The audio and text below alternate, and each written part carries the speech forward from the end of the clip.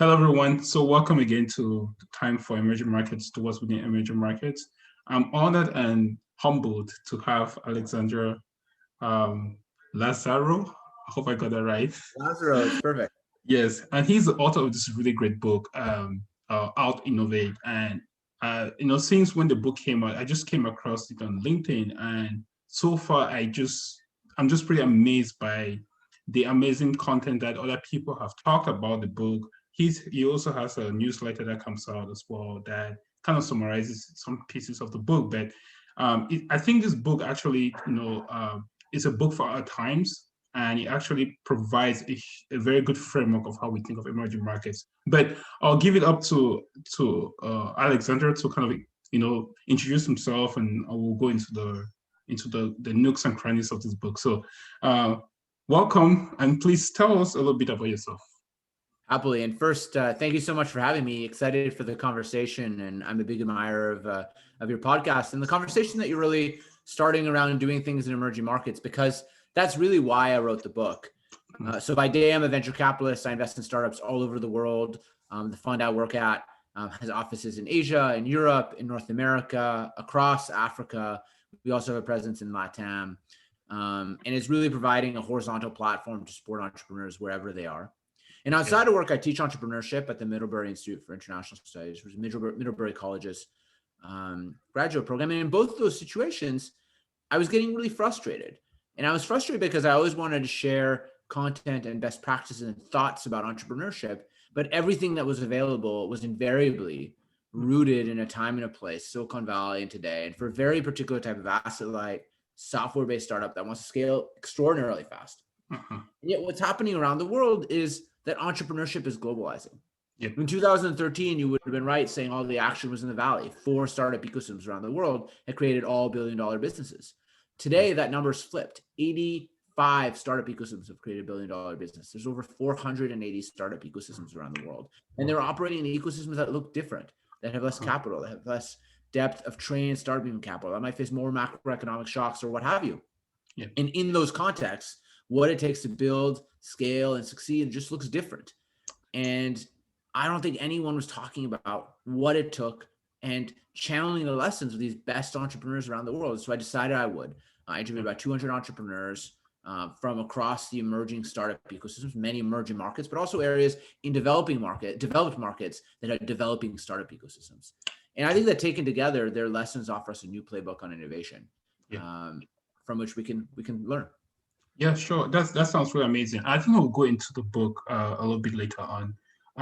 Just to go into a little bit about, just to take a step back, can you just tell us like where you grew up and kind of what led you to where you are right now? Just give people like a journey of how you started and how you end up where you are now, writing the book. Happily. All right. Well, so I've always been passionate of the intersection of economic development, innovation, and the lens I have now of investing being one approach, but that wasn't always the one I thought I was going to do. When I was in undergrad, I grew up in a small town in the middle of Canada called Winnipeg. When I was in undergrad, I thought I was going to do a PhD in developmental economics. And I had the opportunity to go work on the Canadian version of Wall Street in the big city of Toronto. And I realized that actually I loved the tool of finance. I wasn't in love with selling Canadian insurance companies, but I thought that financial services could be an incredible tool to have impact on people's lives. So I decided to do my MBA instead. And this was during the time of impact investing and the beginning of that movement, and where microfinance was really scaling and succeeding. And so I came out of that thinking I was going to do some version of innovation meets investing with the impact overlay. I realized I had no discernible skills. So instead of going straight into that, I postponed it. I had the opportunity to work at the Bank of Canada. Many of the industries I'm focused on are highly regulated, so I want to understand how the government thought about it. And then I also worked in consulting for a number of years across many emerging markets. And with those two experiences, I then had the opportunity to work at Omidyar Network, which is the family office venture fund, impact fund of Pierre and Pamela Omidyar. Was there for about 5.5 years, investing in financial inclusion startups around the world. And about 3 years ago, I joined my current employer, Cathay Innovation, another global platform to support entrepreneurs everywhere. That's very diverse range of experiences. That's really inspiring. So now you're at Cathay Innovation. Can you tell us what Cathay Innovation does, and how is your job like a day-to-day experience of your job? Like, if you can share a little bit about that? The day-to-day being a venture capitalist? Yes. Yeah, it is the best job I've ever had. I Oh, really love really? it. And honestly, Yeah. if I didn't have to work, I'd probably want to do this, maybe less hours, but this is the kind of work that I really like, because it's a combination of three things. And one is I get this incredible opportunity of working alongside entrepreneurs. I've never been an entrepreneur, but I've had the great fortune of serving entrepreneurs and writing about them, et cetera. And I think these businesses are really shaping scalable solutions that will change people's lives, Yep. and being part of that journey in my little way is something I'm personally excited about. I think the second one is William Gibson once wrote, "The future's already here. It's just not evenly distributed." Exactly. And I think that being a venture capitalist gives me the opportunity to meet a lot of entrepreneurs building the future in their particular area, and it gives you a really interesting perspective. You step back on what that's about. I think the third, it's a really fun team building, kind of social, interactive, thought-inducing, thought-provoking job, and I just feel pretty fired up all day doing this job with my colleagues. So I love it. Awesome, awesome. And just as a VC, was there anybody along the way that kind of inspired you or kind of gave you some guidance to say, this is something that, someone you looked up to and say, hey, this is something that I want to do, or intern for? I'm just curious about that. Is this something you just like, when you found it on your way, or you had a mentor that helped you to get where you are? So I think that when you look at someone's career, it might look linear in retrospect when looking backwards, but in reality, it never is. And a lot of it there's a lot of points in your life, big points where you're making big changes, when you decide who you're going to marry, all those kind of things. And then there's small points along the way that shift the course of what you're doing. Yeah. And so I will say it's really important to have people to consult on the big shifts, but also people that you can be thought partners along the way on the smaller ones. One of my mentors at McKinsey once told me, the best companies, the best entrepreneurs have boards of directors. Why shouldn't people have boards of directors? And what he meant by that is have a group of people that you trust, that you are inspired by, or that can help you. And they might not be the same people you ask for every single problem, and they might not even know that you're on your quote board of directors. But it's people that you can call and ask for advice and build a relationship with. And I don't think there's one person that I could say, but I can name you 5 or 6 that helped me in very, very critical ways at different critical junctures in my life. And so, if I was going to give advice to some of your listeners, I'd say, think about that. Like, who's the set of people you can call? And it's a little bit of a roster too, depending on what the problem is and how you're thinking about it. Exactly. No, thanks for sharing that. I think it's very important. I think most of the people who listen to this podcast now are young, graduates, just finish an MBA program, trying to get into the finance space, and having that perspective can be really helpful. So going now into the book, this amazing book, and I can tell you have been doing really well with the book. I see it everywhere. I saw you actually wrote a Harvard Business Review article, right? And so, I mean, it tells me that, it's very, there's a lot of well received, it's well received, and, the reception has been pretty good from my perspective, look at it from the other end. So you mentioned earlier that, Silicon Valley has been, for years now, been seen as the center of innovation. And based on what the work you're doing at OutInnovate, and just, mentioning how you were teaching in school and you had this frustration. So can you just tell me, or tell our audience rather, how this ecosystem has shifted out of Silicon Valley? Like, tell us what was happening that kind of led you to say, okay, we have to think out of Silicon Valley, which spurred you to write this book. So first, a remark on your comment. I appreciate that that sentiment. Book launched April 7th, which is arguably the worst day in history to launch a book. It was the particular day that the most people were under lockdown at home, the most globally. And second, Amazon wasn't even shipping books, so Oh book launch no. to Mark was a little bit of a misnomer. But it's actually Yeah. the reception's actually been very strong. Yes. And when I started writing the book, it was this belief that what I took to scale startups outside the Valley looked different, and we needed to share that playbook. Yes. And what I learned was, yes, that's true, but also there's a lot the Valley can learn about it too. The Yes. world shifted in the last year, right? But between I handed in the manuscript June 2019, we launched in April, and we're now in 2021, right? Yes. And since then, we've gone on lockdown. Since then, there's been less capital and financial shocks because of COVID and what have you. The strategies of these global entrepreneurs are more critical than ever, right? How do you actually build with a foundation, sustainability and resilience, something that's par for the course outside the Valley, is now a strategy that people have to do. How do you build distributed teams? Something that people did out of practicality. Now everyone has to do it. And those role models don't exist in the Valley. And so in some ways, the book's become more relevant than ever, and also to Silicon Valley. So I think that's interesting. On your point, on your actual question around what's happening, it's easier than ever to launch a startup today. It's called Silicon Valley because it used to be silicon. You had to have chips and you had to servers, and it was incredibly expensive just to build your product because you had to install everything. Now you can rent a supercomputer by the hour on Amazon Web Services. You can have an ultra modern retail front end on things like Shopify that often dwarfs anything the biggest retailers could build internally. And so that's causing this Cambrian explosion of entrepreneurship around the world. And with it, of funding, that's a lagging indicator, but I think it's going to accelerate. And that's what's happening right now. But these entrepreneurs are building an ecosystems that still look different than the Valley. And that's one of the reasons conversations are so critical. And when you talk to the founders of the most successful companies, their stories, their ways of going to battle to build these incredible companies, they'll just tell you, man, this looks so different. And some of these are disadvantages, some of these are advantages. It goes both ways, but it is also different. Yeah. In one word you mentioned in your book, you said camels. And it's such an interesting word that you mentioned for entrepreneurs in these emerging markets. Can you really explain that to the audience? And I actually see that also on like most of your articles, it's phrased as, we need camels as entrepreneurs in emerging markets. Can you just elaborate on that a little bit? Well, so before I tell you about camels, let me tell you about unicorns. In Silicon Valley, the term unicorn is really attributed as this, technically means $1 billion business, but it comes with a lot of baggage. Like it's a philosophy on how you build startups.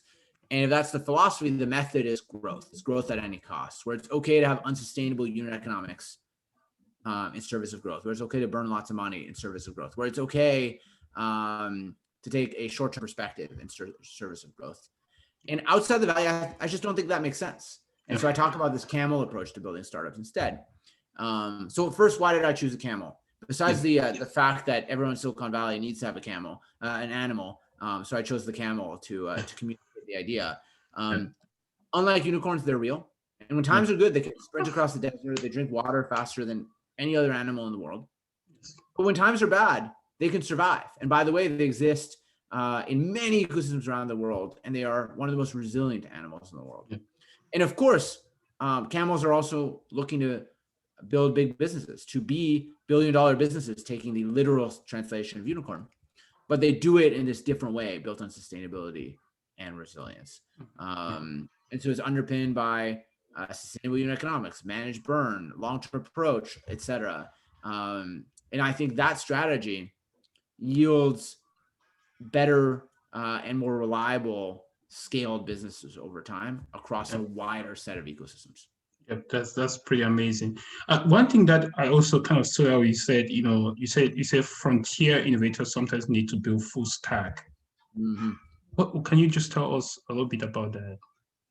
This is another example where it is harder to be an entrepreneur at the frontier, but it also confers some advantages. And the full stack refers to the range of enabling infrastructure you need to do to be able to just offer the main product. I talk about this company, Guia Bolso, in Brazil, which is essentially a personal finance manager. Think Mint.com for the Brazilian market. But in the US, it's pretty easy to build that, right? There's Yodlee and Plaid makes it really easy to connect into other people's bank accounts. There's a pretty ready fintech market that is willing to pay for leads. So it's easy to monetize. And while FICO and the credit scoring agencies are not perfect, it's a pretty good indicator of someone's credit worthiness for loans and other things. In emerging markets, it's totally different. In Brazil, when Guiabolso started, there was no Plaid. They had to build it themselves. Yeah. And there wasn't even a credit scoring infrastructure. You're either in the blacklist on default or you weren't. And there wasn't really a fintech market. And so Guiabolso had to build the connections, build a way to explain creditworthiness, and even build a white label offer on their platform as well, just to offer the core product. And that's what the full stack means, is having to do a bunch of this enabling infrastructure just to offer the final product. But it also confers some advantages. And one of them, for instance, I think is a moat. The mountain is that much harder to climb, but if you make it to the top, it's also that much harder for everyone else. And so it's a challenge that also confers an opportunity. Definitely. I mean, I can really see. I mean, there are some indications that, I mean, what you're saying, you clearly elaborate in your book as well, like how that is actually the right model for even people at Silicon Valley to learn from frontier innovators, right? I mean, you asked a quick question here. What do you think are some of the lessons that people from Silicon Valley can learn from these frontier innovators? Yeah, they're myriad, because, by the way, Silicon Valley seems like a homogenous approach to building startups, but even within the Valley, there's a lot of heterogeneity. I just think part of that market has just been ignored in service of the venture, like the heavy blitz scale kind of part of the market. And so I think that there's a range of things that some entrepreneurs in San Francisco can learn across the board, but very tactically, this approach of being a camel is required when there are tougher macroeconomic shocks. And if you're built on this unsustainable foundation and you effectively get on this merry-go-round adventure where you continue to grow, and because you continue to grow and subsidizing some of the unit economics, you'll also be making the whole much more painful. And so you'll need more VC to be able to continue going down that merry-go-round. It becomes hard to flip the business model. So I think learning on that dimension. I think around distributed teams is really powerful. This is something that in emerging ecosystems where there isn't the same depth of talent, and I believe that talent is distributed evenly, but just opportunity is not. And there isn't this whole army of been there, done that folks in startup land. People build distributed teams, tapping folks wherever they find them. And that's a muscle on how to build a culture, an organization, a product that looks different. And so it's no surprise that when the whole world went to remote through COVID, people were looking at companies like Basecamp out of Chicago or Zapier out of Missouri to understand how they were doing it, because they've been doing it all around and they've been doing it for practicality. And so I think there's a variety of these vectors that I cover in the book, where I think not only can global entrepreneurs learn from each other, but the Valley has a lot to learn too. Can you just share some two main takeaways that you hope entrepreneurs in emerging markets or investors who are investing in emerging markets take away from your book? Let me give you three. I think the first is here in Silicon Valley look different. And that's a really important, it seems obvious, but that is actually an incredibly important point that people don't appreciate. Two, I believe the future of innovation is going to be at the frontier. There are now 480 startup ecosystems, 1 million venture-backed startups, 85 ecosystems that built $1 billion business. And actually, by the way, these aren't just the big businesses. They are the biggest. The biggest ed tech business of the world is in India. The biggest neobank in the world is in Brazil. The biggest robotic process automation came from Romania, and the biggest super apps are in China. So the future is going there, and we need to learn what's going there. And the third is, if we ignore the Valley, if we ignore the frontier from the Valley, we'll be in trouble. An analogy to this story is the automotive industry. 100 years ago, the capital of innovation wasn't Silicon Valley, and the technology wasn't software. It was Detroit, and it was automotive. It was cars. There's hundreds of entrepreneurs building car companies in Detroit. Fast forward, what's happened? The future of automotive industry is global, and the best place for raw engineering is in Germany, and the sexy sports cars come from Italy, and the cheapest cars are made in India with Tata, and the capital of electrification is arguably Silicon Valley or Shenzhen. And the same thing is going to happen to technology. Silicon Valley is going to still remain an important place, just the way Detroit is too. But we're going to see specialization. We're going to see places like London continue to become a powerhouse in fintech, or Estonia in e-government, or what have you. And that's going to continue accelerating. So the Valley and the world needs to learn from this emerging best practice too. That's amazing. That's amazing. There's a lot that I taken from this, and I think my listeners will really appreciate just what you said. How can people get to you? I know you write some really great articles. You're on, you on. I see on LinkedIn. You have very good online presence. How can people reach out to you? And most importantly, how can people buy your book? Oh, yeah. Well, I appreciate that. So my book, OutInnovate, How Global Entrepreneurs from Delhi to Detroit Are Rewriting the Rules of Silicon Valley with Harvard Business Review Press. You can buy it anywhere books are available. It's on Amazon, but given the crisis we're in, I'd really encourage you to support your local bookstore and buy it there. And then in terms of following me, you can feel free to sign up to my monthly newsletter at alexlazarow.com, ALEXLAZAROW.com, or follow me on LinkedIn or Twitter, Alex Lazarow.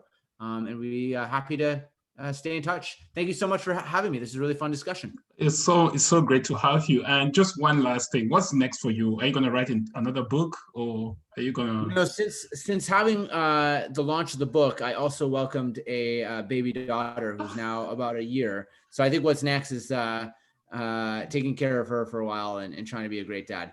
Yeah, congratulations. That's amazing. Thank you. Thank you guys for listening to Alex, and I'll see you guys in the next episode. Bye, guys.